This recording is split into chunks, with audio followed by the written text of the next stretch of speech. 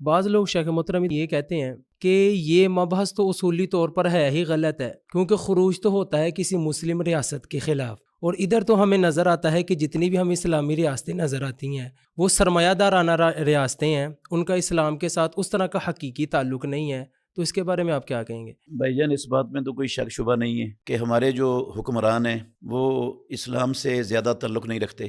اسلام کے حکام جو اللہ رب العالمین نے ان کی ذمہ داری بنائی ہے اس کے وہ قیام سے عہدہ برا نہیں ہوتے۔ مثال کے طور پر اللہ رب العالمین نے فرمایا ہے قرآن مجید میں کہ الذین ان مکناہم فی الارض اقاموا الصلاۃ وآتوا الزکاۃ وامروا بالمعروف ونہوا عن المنکر۔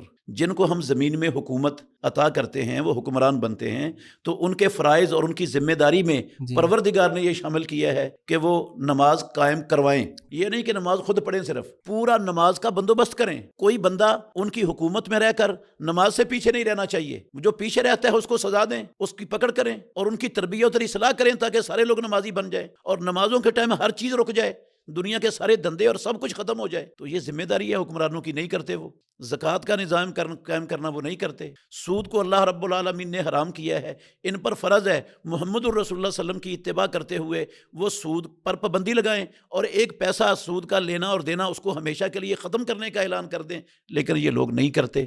لیکن ان کے ان اعمال کے باوجود چونکہ یہ نہ تو قرآن کے منکر ہیں، نہ رسول اللہ صلی اللہ علیہ وسلم کے فرمان کے منکر ہیں، نہ یہ اللہ اور اس کے رسول اور قرآن کی توہین کے مرتکب ہیں، اور نہ ہی یہ اسلام کے جو بنیادی ارکان ہیں نا ان میں سے کسی رکن کے منکر ہیں، اور نہ ہی وہ اسلام کی توہین کرتے ہیں، اور نہ ہی وہ کوئی ایسا عمل کرتے ہیں جس عمل سے انسان ارتداد کی راہ پر چل پڑتا ہے۔ تو یہ فاسق ہوں گے، ان کو فاسق کہا جائے گا، فاجر کہا جائے گا۔ خروج ان کے خلاف نہیں ہوگا، ان کی جب تک یہ اللہ اور اللہ کے رسول کے فرمان کے مطابق چلاتے رہیں امت کو، یہ ظلم اور فسق کے باوجود ان کی اطاعت جاری رکھی جائے گی، اور اگر یہ اللہ اور اللہ کے رسول کے حکم کے خلاف چلائیں گے تو پھر ان کی اطاعت نہیں ہوگی، کیونکہ وہ رسول مکرم صلی اللہ علیہ وسلم نے فرما دیا لا طاعت لمخلوق فی معصیت الخالق، صحیح بخاری کی حدیث ہے کہ نافرمانی اللہ کی ہو اس میں مخلوق میں سے کسی کی اطاعت نہیں ہے، حکمران کی بھی نہیں ہے اور بھی کسی کی نہیں ہے۔ تو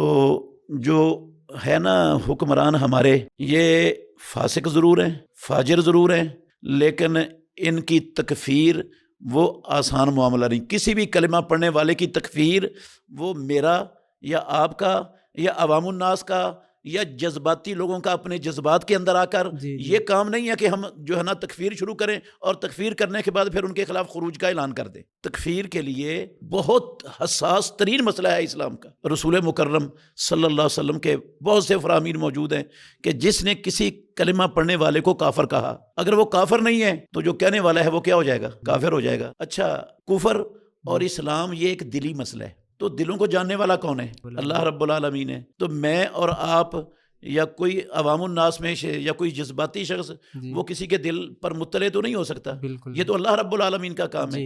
تو اب ایک بندہ بظاہر کلمہ پڑھتا ہے، ہم اس کے کلمہ پڑھنے کی وجہ سے اس کو مسلمان سمجھنے کے مکلف ہیں۔ امام الانبیاء محمد الرسول اللہ صلی اللہ علیہ وسلم کو بھی اللہ رب العالمین کا یہی حکم تھا، اور پیارے پیغمبر کا بھی ہمیں یہی حکم ہے۔ وہ حدیث ہے نا، امرت ان اقاتل الناس حتی یشہدوا ان لا الہ الا اللہ فاذا قالوها عصموا منی دماءهم واموالهم الا بحق الاسلام وحسابهم علی اللہ۔ جو کلمہ پڑھ لے گا نا اس کا مال بھی محفوظ، اس کی جان بھی محفوظ، اس کے خلاف نہ تخریب کاری نہ خروج، کچھ بھی نہیں ہوگا۔